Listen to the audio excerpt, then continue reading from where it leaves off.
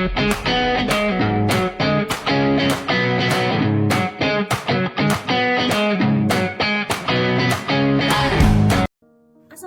warahmatullahi wabarakatuh. Selamat pagi, dosen pengampu dan teman-teman sekalian. Kami dari kelompok 9 akan menyampaikan materi tentang teori produksi dengan satu faktor berubah. Dalam pemaparan kali ini, kami akan menjelaskan bagaimana perubahan satu faktor produksi dapat mempengaruhi hasil yang dihasilkan. Kami berharap penjelasan ini dapat memberikan pemahaman yang lebih baik tentang konsep produksi dalam ekonomi.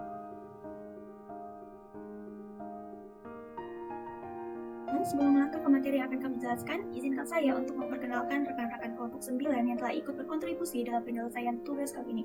Yang pertama ada Nabila Sufiana, yang kedua Putri Nur Anggriani, yang ketiga Yelsa, dan keempat Nurlifka Amalia, dan yang kelima ada Yuni BT Kadir, serta yang terakhir ada saya sendiri yaitu Ananda Febriani yang akan berperan sebagai moderator dalam presentasi kami kali ini.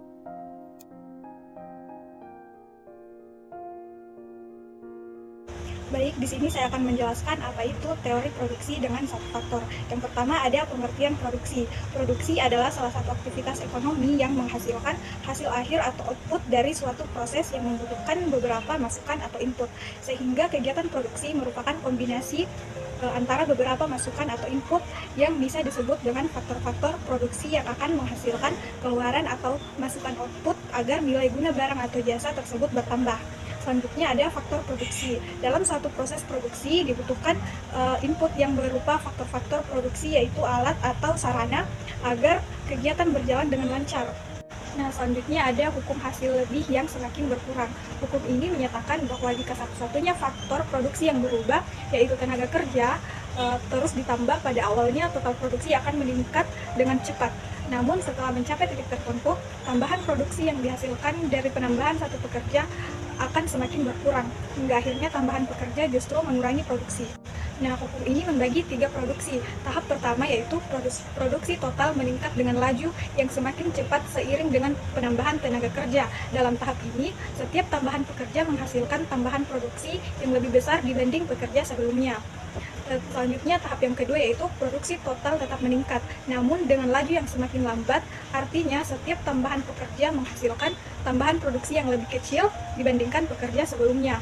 Selanjutnya ada tahap ketiga, produksi total mulai menurun ketika tenaga kerja terus ditambah. Pada tahap ini penambahan tenaga kerja justru mengurangi produksi total. Baik, di sini saya akan menjelaskan tentang konsep dasar teori produk dengan satu faktor berubah. Teori berfokus pada perubahan output produksi yang berubah sementara faktor lainnya tetap.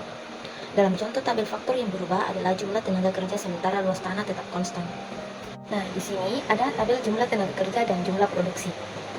Baik, di sini ada penjelasan elemen dalam tabel.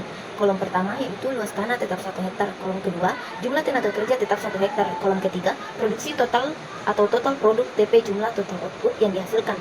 Kolom keempat, produksi marginal atau marginal produk MP, tambahan produksi akibat penambahan 1 tenaga kerja dihitung antara selisih TP sekarang dengan sebelumnya.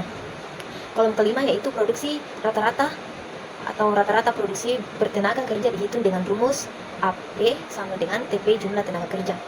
Yang kolom keenam yaitu tahapan produksi, menunjukkan fase produksi berdasarkan perilaku MP dan TP. 2. Produksi total, produksi rata-rata, dan produksi marginal. Produksi marginal adalah tambahan produksi yang dihasilkan dari penambahan 1 unit tenaga kerja. Rumusnya adalah MP sama dengan ATP atau AL. ATP adalah perubahan dalam total produksi, AL adalah perubahan dalam tenaga kerja.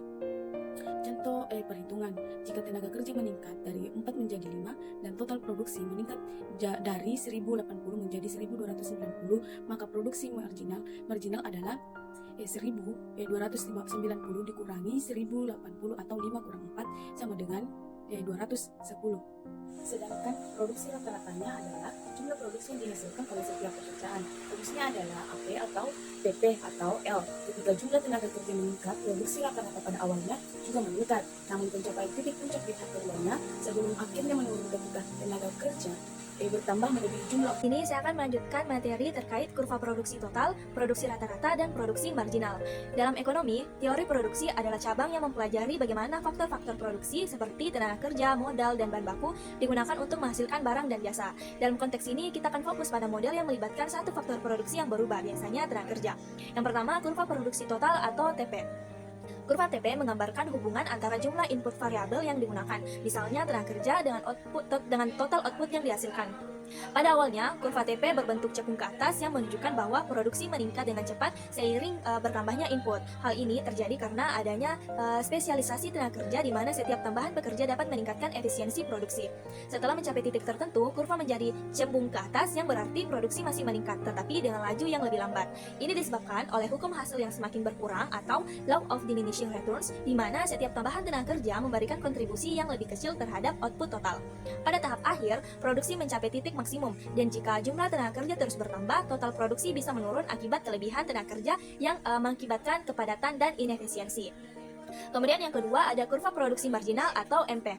Nah, kurva MP menunjukkan tambahan produksi yang diperoleh dari setiap unit tambahan input variabel yang digunakan. Pada awalnya, kurva MP menanjak yang menunjukkan bahwa setiap tambahan tenaga kerja menghasilkan output tambahan yang lebih besar dibandingkan dengan sebelumnya. Nah, hal ini terjadi karena tenaga kerja awal dapat meningkatkan efisiensi produksi melalui kerjasama dan spesialisasi.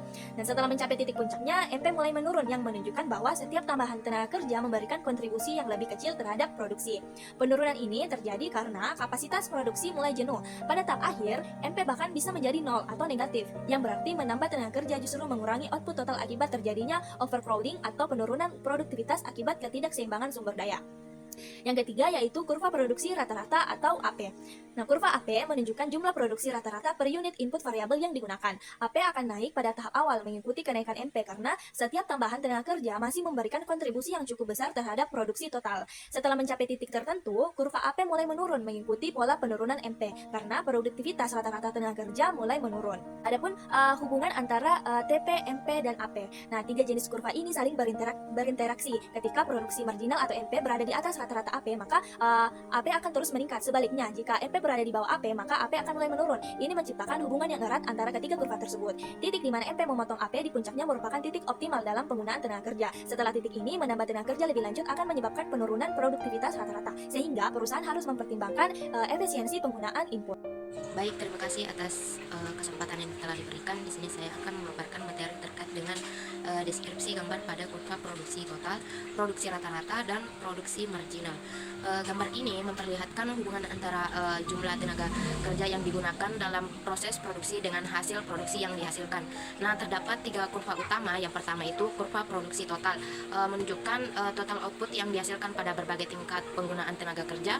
Yang kedua, kurva produksi rata-rata atau AP, menunjukkan output rata-rata yang dihasilkan per unit tenaga kerja.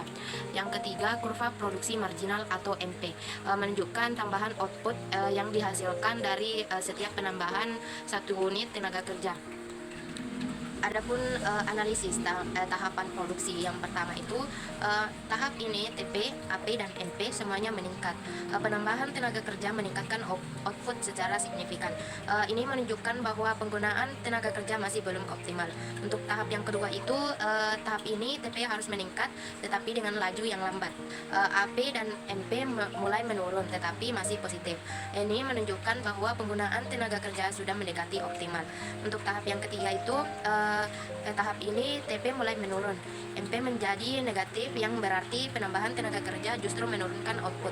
Ini menunjukkan penggunaan tenaga kerja sudah melebihi optimal. Adapun konsep penting terbagi menjadi dua. Yang pertama itu hukum hasil yang semakin berkurang atau law of diminishing returns. Gambar ini menggambarkan konsep di mana penambahan faktor produksi atau tenaga kerja pada awalnya meningkatkan output tetapi pada akhirnya akan menurunkan output. Yang kedua, titik optimal. Tahap kedua ini menunjukkan titik optimal penggunaan tenaga kerja di mana output yang dihasilkan paling efisien. Itulah yang sempat saya paparkan. Terima kasih, saya kembalikan ke moderator. Nah, itulah tadi pemaparan materi yang telah disampaikan oleh rekan-rekan kelompok 9, di mana kita dapat menarik kesimpulan bahwasanya teori produksi dengan satu faktor berubah menegaskan bahwa produksi adalah aktivitas ekonomi yang menghasilkan output dan proses yang memerlukan input, di mana faktor produksi yang berubah adalah tenaga kerja, sementara faktor lain tetap konstan.